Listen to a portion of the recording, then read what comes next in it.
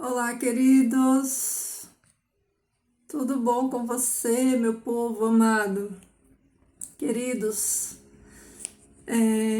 eu espero que vocês estejam, bem, que se encontrem bem, que o Senhor Deus derrame bênçãos sobre medida sobre a vida de cada um de vocês, Estamos aqui para aprendermos, estudarmos a palavra do Senhor. Não saia daí, queridos, fique aí, vai valer a pena, Ultimamente, nós temos sido condicionados, a não mais usarmos a nossa mente, para interpretar, para estudar.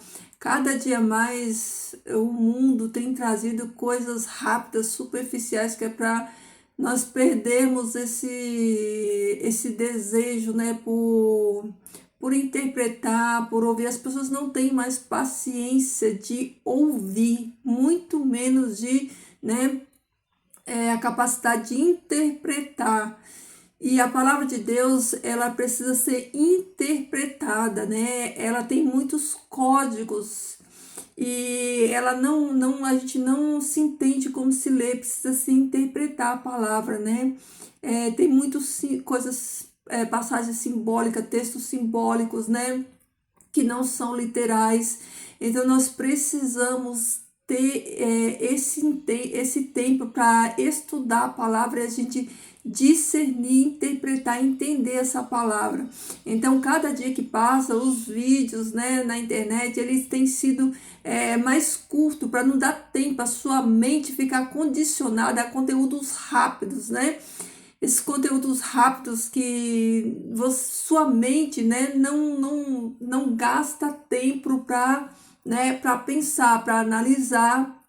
E assim, quando a gente faz um devocional, qualquer coisa que passa de 10 minutos, as pessoas elas já perdem o interesse. Por quê? Porque a mente dela não consegue concentrar, não tem concentração. Por isso, em nome de Jesus, eu falo para vocês, não saiam desse vídeo, fiquem aí, fiquem em oração, fiquem na comunhão, porque o Senhor Deus ele vai trazer revelações da sua palavra, conhecimento. Queridos, o conhecimento liberta e a ignorância aprisiona. Então, fique aí, fiquem na comunhão, E vamos aprendermos juntos, a palavra do Senhor. Meus amados, eu vou voltar ainda no assunto, do santuário, do templo. Ainda há dúvidas, então eu vou voltar no texto de Crônicas, e dar mais explicações, dar mais base bíblica para melhorar o entendimento de algumas pessoas, tá bom? Então, não sai daí não, Vamos discernir essa palavra aqui que o Senhor Deus deixou, porque isso é muito importante, Para que nós não sejamos enganados. Então, no resumo do último estudo que eu fiz aqui para vocês, nós aprendemos sobre o santuário, o simbolismo do santuário, O santuário, ele representava a Cristo, Representava o ministério de Jesus, Então, nós aprendemos que o templo, o santuário, ele era, feito de madeira, peles de animais e tecidos de linho, e tudo isso não foi por acaso, Quando Deus ele pediu para Moisés fazer o santuário, Deus ele se encarregou de absolutamente tudo foi feito do jeitinho que Deus pediu para Moisés. Então, as cores foi Deus quem definiu. Tudo, exatamente tudo, Deus definiu. A roupa do sacerdote, a liturgia do sacrifício, tudo, exatamente tudo foi feito do jeito que Deus pediu. Porque Deus, ele queria fazer morada no coração do homem. Então, aquele santuário que representava Jesus e um reino vindouro, E um reino vindouro, ele mostra o passado, o presente e o futuro, que o reino de Deus ele começa dentro de você. Então, aquele tabernáculo que era o santuário, ele significava, né, um corpo, era um corpo. Tanto que ele, como eu disse, né, relembrando, ele era feito, né, de peles de animais, coberto com tecido e sustentado por madeira, né, de acácia. Eu até falei o nome da madeira errada, né, no outro vídeo, né, porque o cedro foi a madeira que foi feito o templo de Salomão, mas o santuário, ele foi feito com a madeira de acácia. Então, né, esse santuário, né, que simbolizava o corpo onde Deus, né, habitava dentro dele, né, ali na arca do lugar santo do santo. Então, isso eu espero que tenha ficado claro, entendido. Qualquer dúvida também pode me perguntar aí que eu vou, né, sanando as suas dúvidas. Então, nós entendemos que aquele santuário, né, foi feito com o propósito de apresentarmos o reino de Deus por meio do sacrifício de Jesus. Então, aquela entrada, né, que era, eles falavam pátio ou o átrio, né, que era a parte de fora onde eram sacrificados os animais, onde tinha o altar de sacrifício e também a pia, né, para lavar as mãos. Aquele local ali, o pátio, né, que era também conhecido como átrio, todos podiam chegar até aquele lugar, qualquer pessoa podia chegar até ali. E o santuário, ele representa esses 3 estágios, né? A morte de Jesus, o sacrifício, a oferta a todos que, né, todos que quiserem, né, que é o acesso é para todos que querem, aquele pátio ali todos poderiam acessar. O lugar santo, que é a partir da conversão, é o segundo estágio. No primeiro estágio tinha ali, ó, o altar representando o quê? Onde os sacrifícios eram feitos. Então Jesus, né, estava representado ali, ó, no altar, fora do santuário, né, fora dos 2 compartimentos, melhor dizendo, dentro do santuário, mas fora dos 2 compartimentos. Então ali logo na entrada, né, tinha o altar que simbolizava, né, o sacrifício, né, os cordeiros eram sacrificados ali. Então, ali já de início, né, tinha ali o simbolismo, né, da morte de Jesus, do sacrifício de Jesus por meio daquele altar.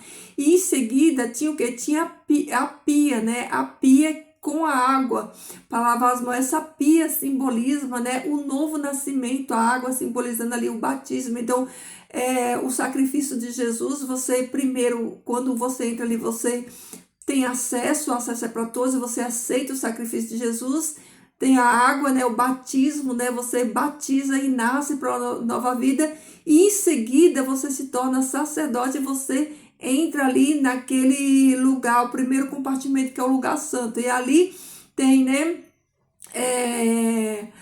a santificação, ali começa a santificação. Você passou, olha o passo a passo, você aceitou Jesus como seu Salvador, representando ali pelo altar do sacrifício, você batiza ali a pia de água, representando o batismo, e em seguida começa o processo de santificação, representado pelo segundo lugar, que ali tem a oração, né? Jesus, né, representado ali no candelabro, e o altar de incenso, as orações e o pão da vida representado pela palavra de Deus. Então, no segundo compartimento, o terceiro representaria o terceiro estágio, né? A glorificação, né? Ressurreição de Jesus e glorificação, né? O acesso que Jesus dá para o reino e assim vindo a glorificação. Eu espero que você tenha entendido. Então, queridos, essa parte ficou clara, né? Você entendeu todo o processo aí, a ritualística do santuário, o simbolismo, né?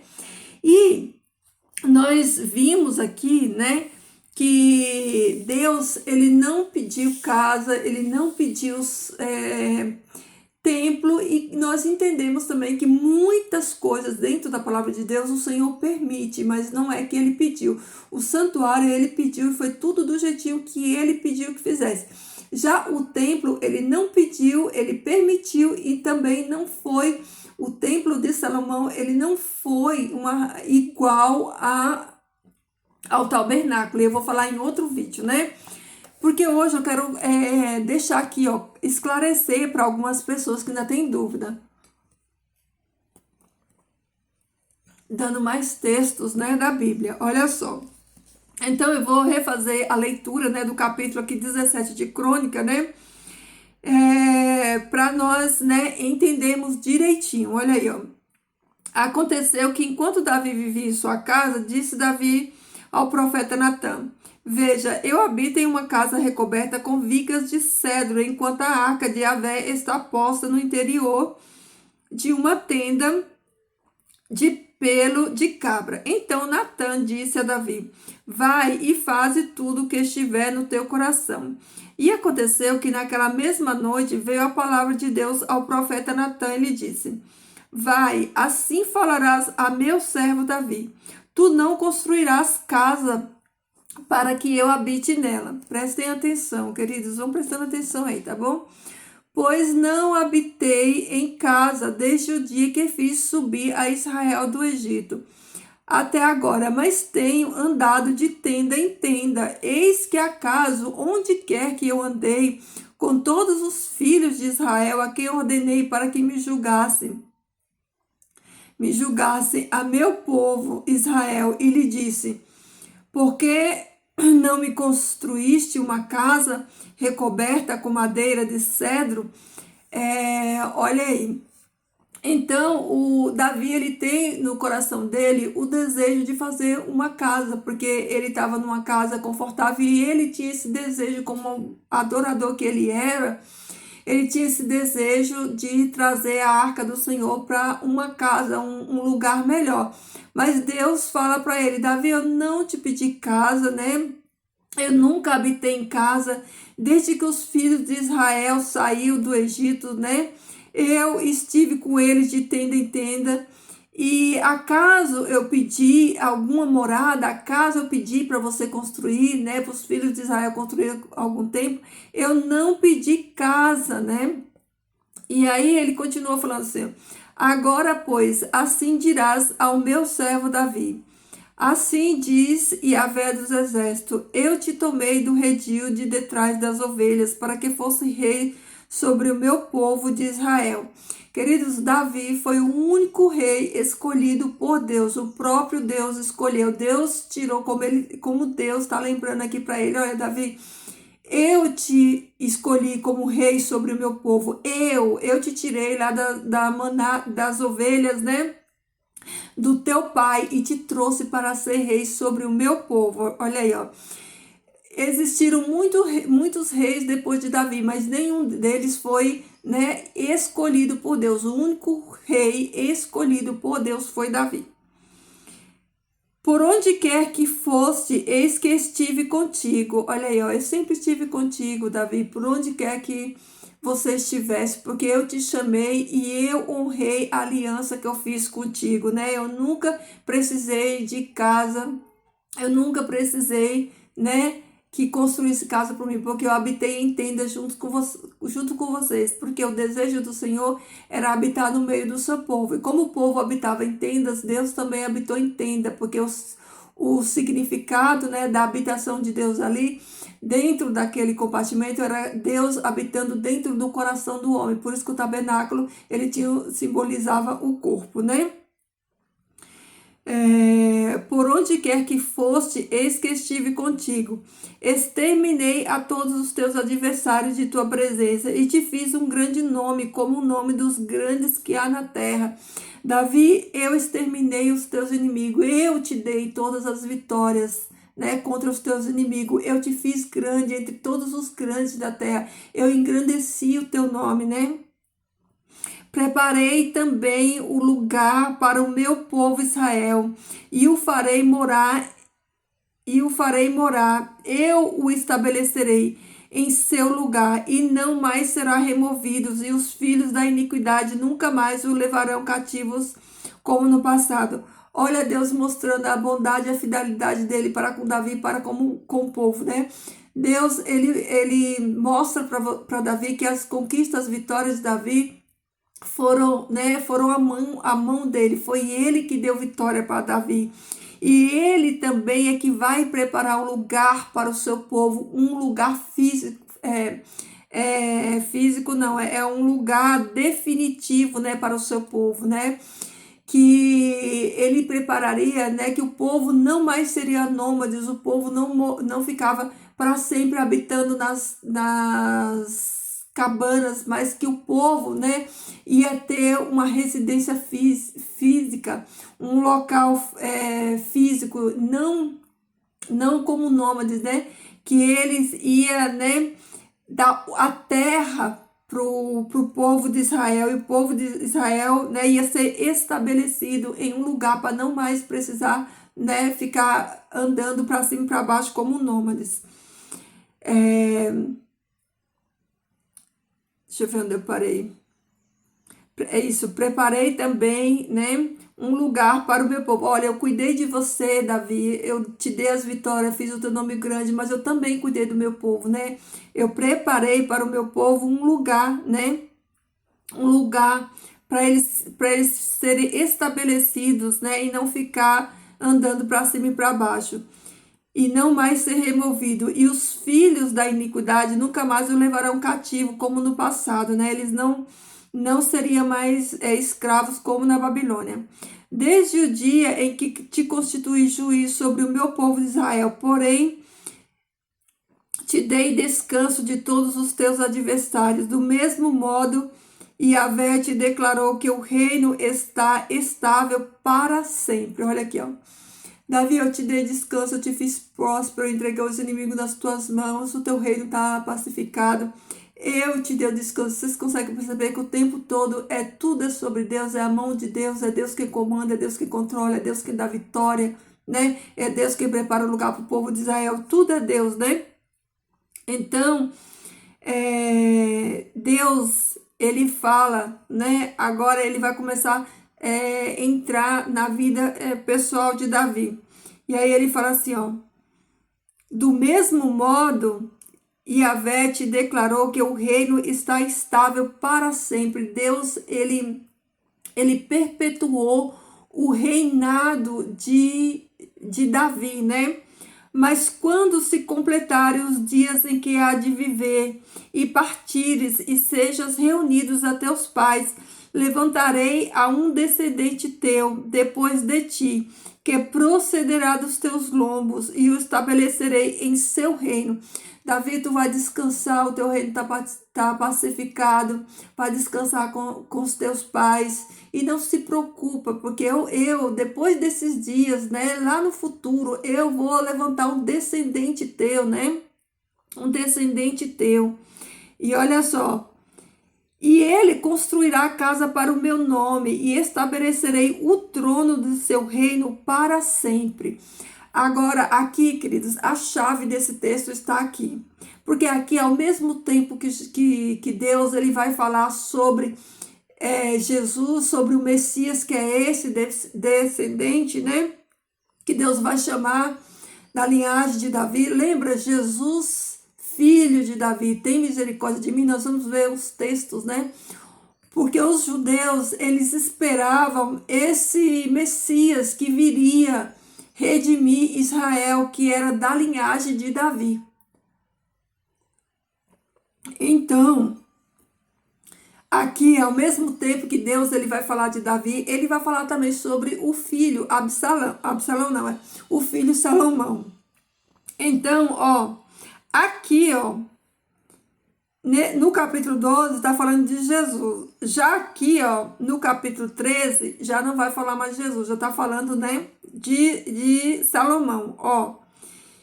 Eu lhe serei por pai, e ele me será por filho. Não apartarei dele minhas misericórdias, como as apartei de Saul, quem te precedeu, quem veio antes de você. Aqui já está falando do filho, né? Olha, Davi, eu sei que tu não me pediu casa, mas eu sei que eu sei do teu coração que é um coração adorador, o teu desejo de fazer casa. Eu não preciso de casa, mas eu vou permitir, por amor de ti, eu vou permitir que o teu filho faça, né, esta casa. Mas o teu descendente que eu vou levantar para para fazer casa ao meu nome, né? Ele virá depois, né? E ele estabelecerá o trono do seu reino para sempre. Não tem como ser, né?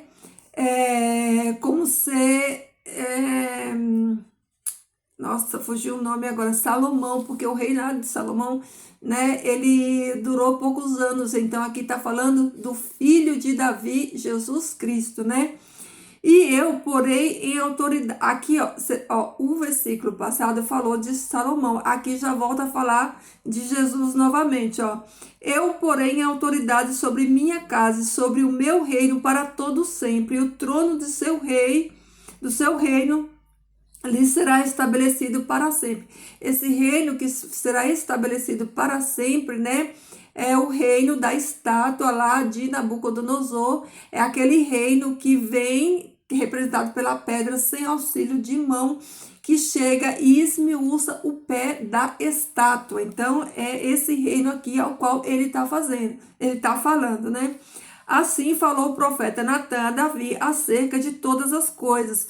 Então, eu espero ter esclarecido, que você tenha entendido, né? Que você tenha entendido aqui, né? Que esse descendente de Davi, que vai, né, edificar esta casa para Deus, refere-se ao Messias, né? E não ao seu filho Salomão. E olha aqui, ó. Vamos aqui só para você entender. Abra aí a sua Bíblia ou marque aí Mateus. Mateus no capítulo 1, na genealogia de Davi, ó. Mateus capítulo 1, versículo 1 diz o seguinte, ó. Registro genealógico de Jesus Cristo, filho de Davi, filho de Abraão. Olha aí. E aqui, ó, no relato de Lucas 10, 47, né? Fala da cura de Bartimeu. Quando o cego Bartimeu, ele ouviu Jesus, ele falou assim, ó. E ao ouvir que era Jesus Nazareno, começou a clamar, dizendo: tem misericórdia de mim, filho de Davi. Vocês lembram quando aquela mulher sírio-fenícia, ela encontra Jesus e vai lá e ela fala a mesma coisa com Jesus? Ela fala: Jesus, filho de Davi, tem misericórdia de mim. Então, queridos, eu espero que vocês tenham entendido, né? Que vocês tenham entendido até aqui que o reino, né? Que Deus fez aliança aqui, o descendente de Davi, ao qual iria construir casa para Deus, né? É Jesus, o Messias, e não Salomão. Agora, né? Eu espero que essa parte tenha sido clara para todos nós. Então, vamos voltar aqui para nós falar um pouco sobre o templo de Salomão. O que aconteceu? Quando Salomão ele inaugurou o templo, o santuário, né? Ele foi desmontado e foi levado para dentro do templo. Olha só.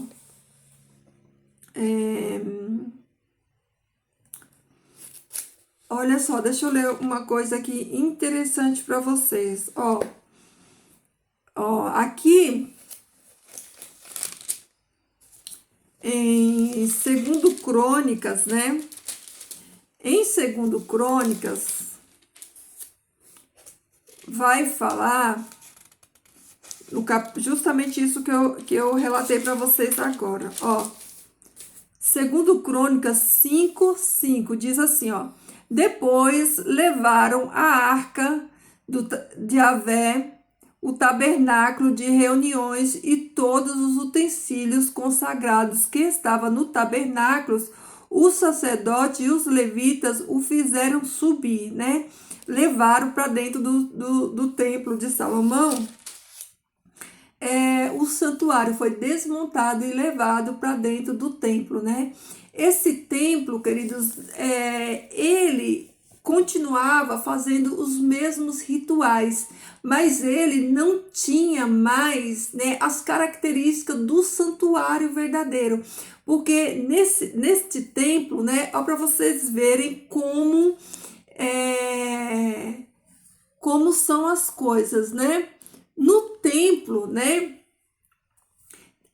No santuário tinha uma bacia, né? Uma bacia ali para lavar as mãos com água. No templo de Davi já eram 10 bacias, 5 de um lado, 5 de outro. No santuário tinha 5 colunas. Essas 5 colunas, né? Ela simbolizava ali, ó, os sentidos, né?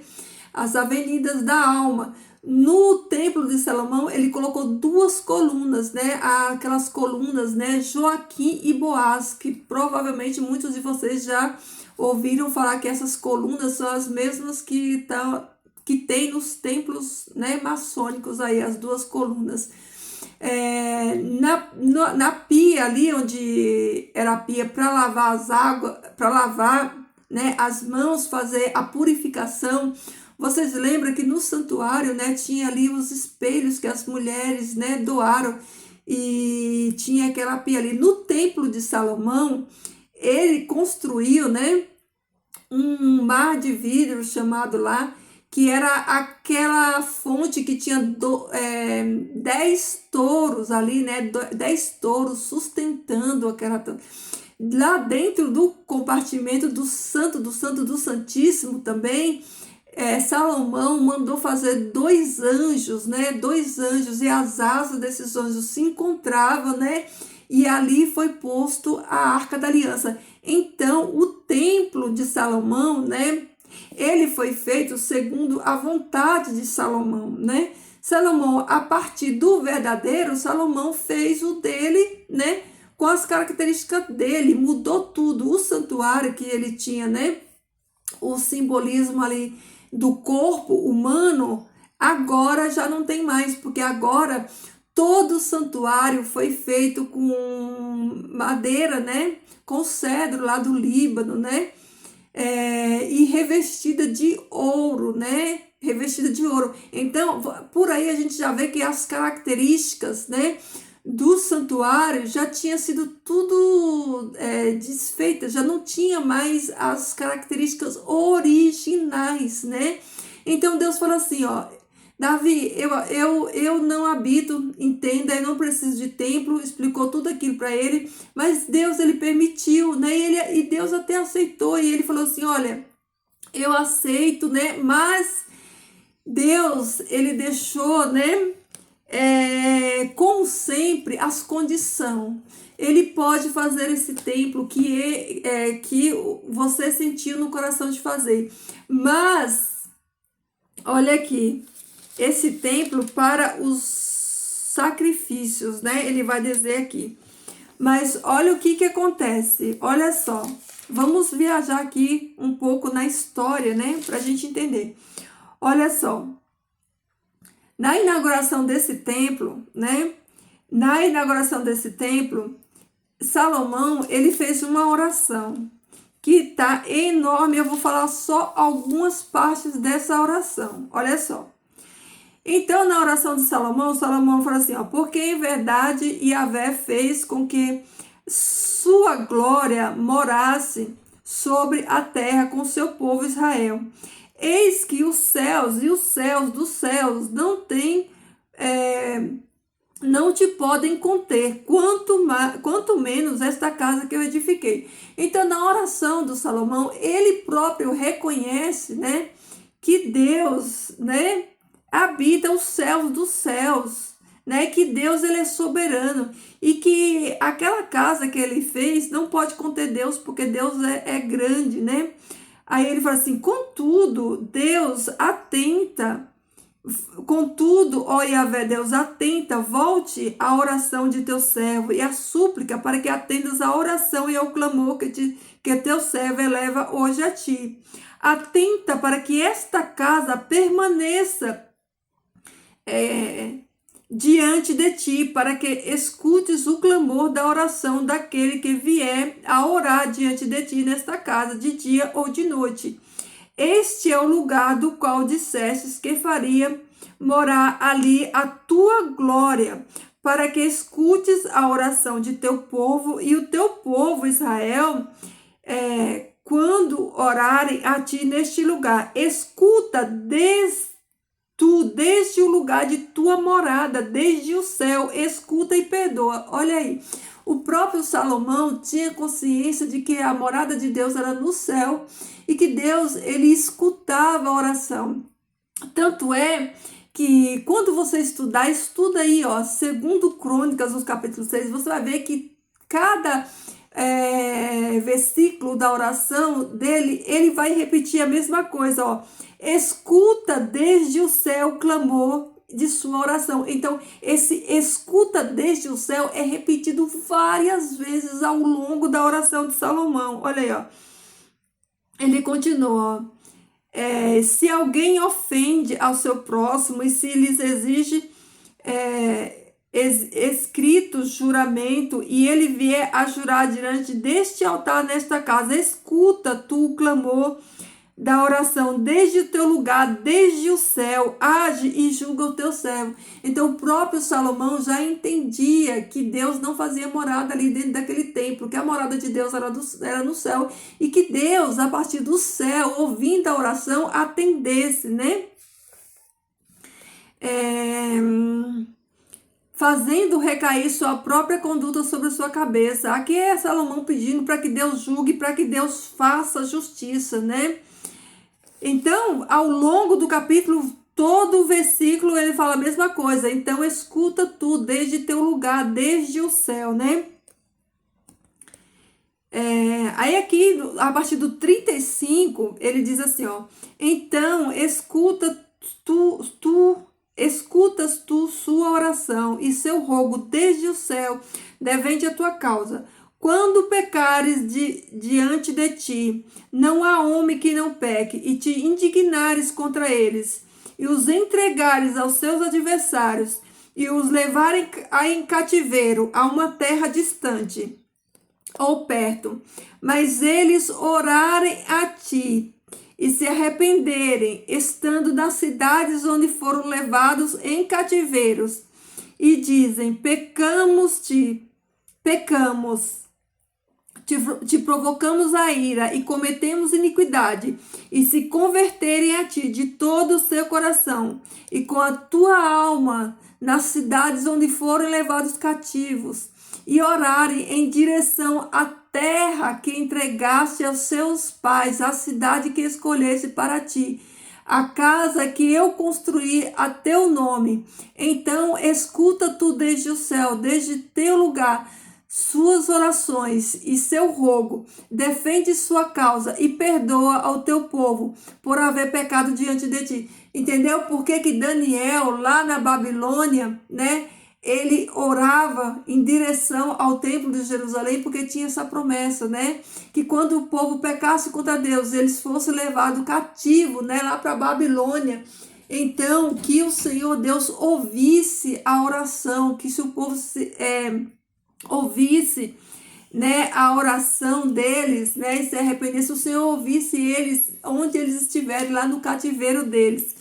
Então, queridos, ó, e os sacerdotes não podiam entrar na casa. Depois que ele concluiu essa oração, a glória de Deus se encheu naquele lugar, né, ficou cheia naquele lugar. Então, olha aqui, ó, depois que Salomão fez essa oração pedindo tudo isso a Deus, olha aqui a resposta de Deus. Então, Deus responde a oração de Salomão.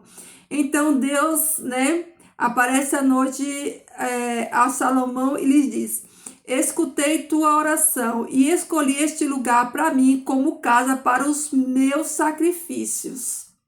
Queridos, prestem atenção. Abra a mente de vocês, meus amados. Aquele lugar, ele ficou servindo única e meramente para os rituais dos sacrifícios. Olha só. Então, Yahvé apareceu a Salomão aquela noite e lhe disse, escutei tua oração e escolhi este lugar para mim como casa para os sacrifícios. Aí ele fala, né? Deus respondendo: se quero cerrar os céus de modo que não chova, ou se quero ordenar ao gafanhoto que consuma a terra, ou se quero provocar mortalidade entre meu povo. Mas caso se lembre o meu povo, o qual é chamado por meu nome, se o meu povo, que é chamado pelo meu nome, se humilhar e orar e suplicar a mim, e se converter de seus maus caminhos, então eu escutarei desde o céu, perdoarei seus pecados e sararei a sua terra. E quanto a ti, se andares diante de mim, como andou teu pai Davi, com integridade de coração e em retidão, e praticares tudo o que te ordenei, e guardares os meus mandamentos e os meus estatutos, então eu confirmarei o trono do teu reino para sempre, segundo o pacto que fiz com teu pai Davi, dizendo-lhes: não te faltará filho diante de mim que esteja sobre o trono de Israel.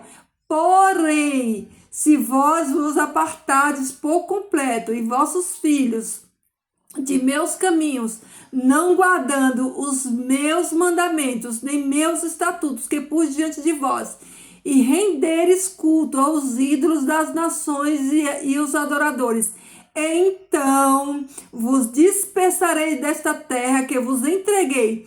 Também tirarei de diante de mim esta casa que havia consagrado ao meu nome.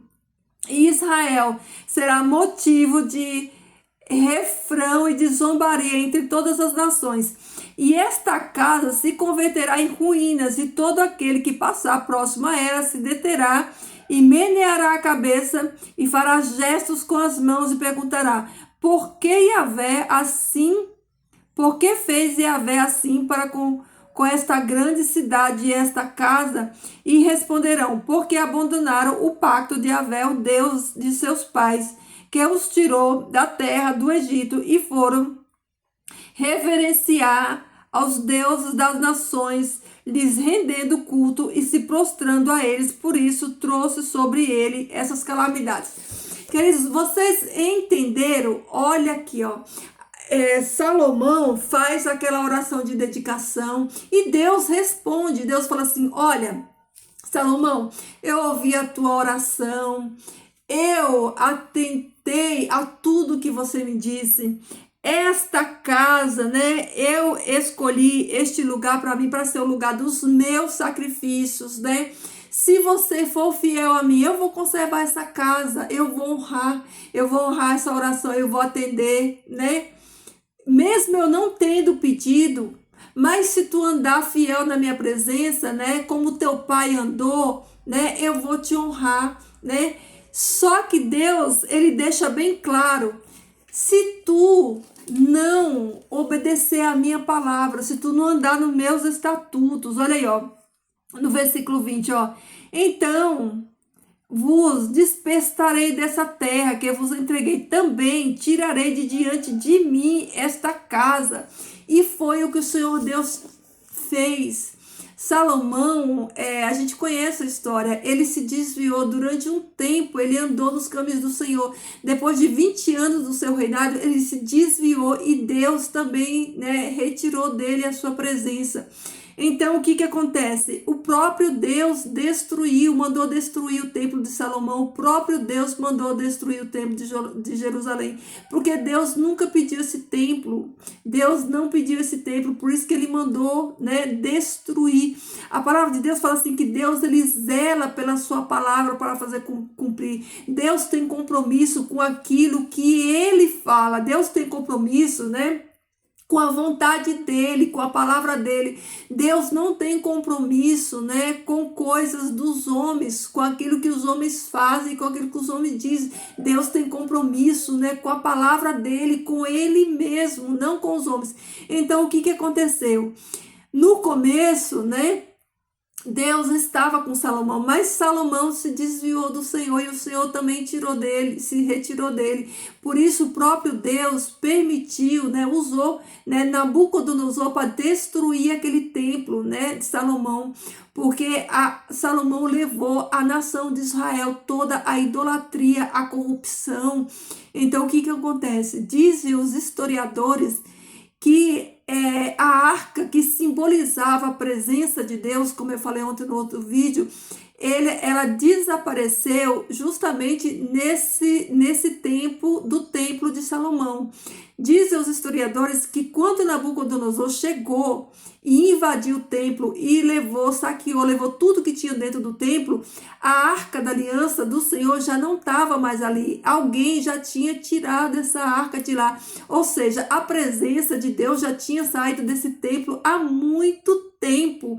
Então, o próprio Deus permitiu que Nabucodonosor viesse ali e destruísse tudo, destruísse aquele templo. Deus não tinha prazer naquele templo, assim como não teve nos outros templos, porque os templos, né, se tornaram covis de salteadores, de ladrão, de tudo que não presta, como Jesus disse, né, lá em João 2. Então, o que acontece, né? Deus permite, né, que o templo seja derrubado. Depois Zorobabel vem, reconstrói aquele templo, né? E nos dias, né, que esse templo que Zorobabel ele reformou, ele não chegou nem aos pés do templo de Salomão. Mas a verdade é que enquanto houve templo, né, esses templos criados pelo homem que Deus não pediu, mas permitiu. Só que Deus permitiu, mas quando Deus viu que a corrupção, a idolatria, ele tomou conta desses lugares, o que Deus fez? Deus foi lá e mandou destruir. Assim como Deus mandou destruir o templo de Salomão, assim como Deus mandou destruir o templo, né, de Jerusalém, que foi o templo de Herodes. Deus mandou destruir, porque dentro desses templos só tinha corrupção, né? Só tinha corrupção e idolatria. Gente, se vocês estudarem, né, a história de Israel e o comportamento desse povo, vocês vão ver, né? Vão ver a situação degradante que esse povo chegou. Então, o primeiro, às vezes a gente fica pensando, né? Da onde veio esse negócio de colocar nome nos templos? Veio lá de Salomão. O primeiro que colocou, que fez por conta própria, né, um templo e colocou o próprio nome dele, foi o templo de Salomão. O templo de Salomão, como eu falei para vocês, ele não tinha nada a ver com o santuário, né? Ele foi totalmente modificado, né? Foram colocadas coisas que Deus não pediu. Salomão fez o templo dele do jeito que ele quis, com a desculpa, né, de ser a casa para Deus, embora ele sabesse que Deus não estava habitando ali. Mas o que eu quero falar para você é que os templos nunca foram abençoados por Deus, nunca foi bem visto por Deus, e Deus nunca pediu eles, tanto é que o próprio Deus permitiu que todos eles fossem destruídos, né? Porque o próprio templo de Jerusalém, quando Jesus viu, se tornou casa de comércio. Por isso Deus permitiu que destruísse. Então vamos lá, né? O templo, né, que Salomão fez, tinha o nome dele, tinha as características dele, tinha os gostos dele, tinha as vontades dele. Se você estudar, né, sobre a construção desse templo, você vai ver que Salomão, né, ele não fez, né, uma réplica original do santuário. Não, ele não tinha a ver com o santuário. A única coisa que tinha do santuário ali era a arca da aliança, mas o restante, tudo, ele fez do jeito dele, do jeito que ele quis. Assim como hoje, né, muitos vão lá e fazem para o Senhor o seu templo, a sua instituição, a sua denominação, mas Deus nunca pediu para fazer. Deus nunca pediu para fazer templo. Por isso o próprio Deus destruiu os 3 que foram feitos. E no lugar desse templo, onde que o templo de Salomão, né, e o templo de Herodes lá em Jerusalém, né, Onde que esse templo foi construído? Esse templo é uma maldição. Esse templo foi construído lá no Monte Moriá, foi no monte onde Moisés, né, ofereceu Isaac em sacrifício. Então, naquele lugar ali foi construído, né, o templo. Só que o que aconteceu? Como Israel foi idólatra e desobediente, ele recebeu o juízo de Deus, porque o juízo de Deus ele não vem só para os ímpios, o juízo de Deus vem para todos que desobedecem, inclusive, né, o seu próprio povo desobedeceu e Deus trouxe juízo. Então, o povo de Israel, né, eles foram dispersos. O Israel foi tomada por vários povos dominaram Israel, os romanos, os turco-otomanos e vários outros invadiram Israel. Então, quando esses povos invadiram Israel, o que aconteceu?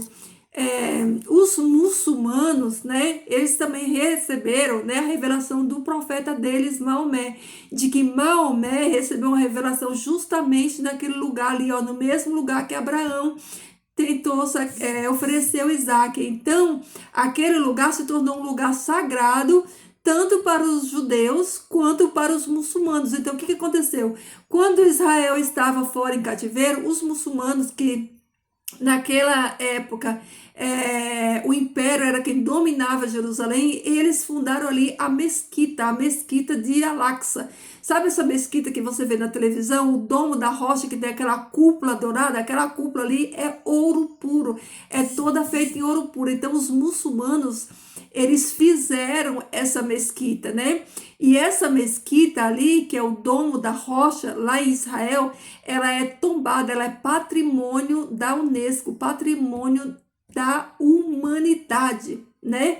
Não pode, ninguém pode mexer naquele dali, né? Só que o que acontece? Os judeus ainda querem reerguer esse templo, né? Porque eles esperam o Messias dele, que a gente sabe que é o anticristo que vai vir. Queridos, olha como é importante a gente estudar a história, a gente entender, né, tudo, né? Olha só, aquele templo ali, ó, aquele templo lá, do templo de Jerusalém, sobrou só aquela muralha, que é a muralha das lamentações, onde a gente vê na televisão os judeus ali chorando, né? Aquele muro das lamentações, porque o templo todo foi destruído. A única coisa que ficou do templo de Jerusalém foi aquele muro, que é onde os judeus se lamentam até hoje. E no lugar do templo, no centro, tem aquela mesquita lá, a mesquita dos muçulmanos. Então, como que os judeus vão fazer para reconstruir esse terceiro templo, né? Porque eles acreditam que para o Messias vir, né, eles têm que reconstruir aquele templo, né? Por isso eles estão aí procurando, né? Já acharam já a novilha vermelha, porque essa novilha vermelha eles têm que oferecer ela em holocausto, ela tem que ser queimada completamente e a cinza dessa novilha é jogada na água para purificar o sacerdote. Então o sacerdote, né, usa essa água da cinza da novilha para se purificar, para começar os trabalhos no santuário. Mas o que acontece, né? Lá em Jerusalém eles já têm eles têm, né, tudo pronto já, os utensílios do templo já está tudo pronto, né? Eles já construíram, eles já têm a novilha. O que falta, né, para eles como é que se diz? Para eles voltarem a sacrificar, fazer os sacrifícios lá. Tá faltando o templo, né? Tá faltando o templo, porque eles não podem fazer em outro lugar. O lugar sagrado para fazer todo esse ritual é justamente ali onde está o domo da rocha, né? A mesquita muçulmana. Mas eles não podem, porque se eles fazerem alguma coisa, aí é guerra contra o mundo árabe. Então, o que acontece? Para cumprir essa profecia, né, que diz lá, quando o abominável da desolação, né, ocupar o lugar santo, aí sobrevirá repetida destruição, porque é profético esse templo, né? Ele vai ser reconstruído, sabe? Porque quem vai entrar nesse templo é o anticristo para reinar de lá. Então, queridos, estudem, conheçam a história conheça sua história. Peça que Deus, ele abra o seu entendimento para você entender, tá bom? E aí você pergunta para mim, tá bom, Ivana, eu já entendi que o santuário simbolizava uma coisa, eu entendi que o templo simboliza outra coisa, que não foi da vontade de Deus, que Deus não pediu o templo, que o templo é amaldiçoado, que Deus permitiu destruir esse templo 3 vezes, que esse templo, que agora já tem até o instituto do templo lá em Jerusalém, que eles estão querendo reerguer novamente, é o templo onde o anti-messias, o anticristo vai entrar ali dentro. E como que fica então, né, na nova aliança, né, como que fica, porque isso aqui está tudo direcionado para os judeus, né, olha aí, ó, tudo para os judeus, e como que fica, né, na nova aliança, né, vou fazer outro vídeo explicando direitinho agora, né, agora que o Messias veio, agora que toda a ritualística do santuário se concretizou em Jesus, como que a partir de agora nós, como igreja de Cristo, templos vivos dele, morada e habitação dele, como nós nos conduzimos, tá bom? Queridos, esse vídeo ficou longo, mas eu espero que você tenha extraído conhecimento dessa palavra, que você tenha entendido, e qualquer dúvida, deixa aí nos comentários, tá? Deixa aí seu pedido de oração, seu bom dia, boa tarde, compartilha o vídeo, queridos. Isso ajuda mais pessoas, né, a ter entendimento, tá bom? Vamos orar, fazer uma oração? Querido Deus e Pai, eu te louvo, Senhor, bendigo o teu nome santo, agradeço, Pai, por mais um dia, agradeço por todas as bênçãos derramadas, agradeço, Senhor Deus, pelo conhecimento, Pai, que tu deixou para cada um de nós. Agradeço, Senhor Deus, porque as tuas palavras têm se cumprido, Pai, a profecia tem se cumprido. Tua palavra fala, Senhor, que no final dos tempos, Pai, o saber e a ciência iria se multiplicar, e nós estamos vendo, Senhor Deus, como a ciência tem se multiplicado, Senhor Deus, como, Pai, as coisas têm caminhado, Pai, rápido e veloz, Senhor Deus, para a tua volta, Senhor, as profecias estão se cumprindo, Pai. Os sinais estão aí, então, por favor, Pai eterno, nos desperta, nos dá, Senhor Deus, o entendimento, nos batiza, Senhor, com teu Espírito Santo, com poder, Pai, para que nós possamos discernir, Pai, não sermos enganados, Pai, por todo o engano que o inimigo tem trazido, Pai, sobre a face da terra. Senhor Deus, nos dá a tua paz, nos dá, Senhor Deus, a tua bênção. Fica conosco, Pai, hoje e sempre, em nome de Jesus, te pedimos e te agradecemos. Amém. Queridos, que Jesus transborde amor no seu coração, que o amor de Jesus no seu coração venha alcançar muitas almas para o reino dele, porque esse é o propósito de vida meu e seu, tá bom? Fiquem todos com Deus, queridos, e até amanhã.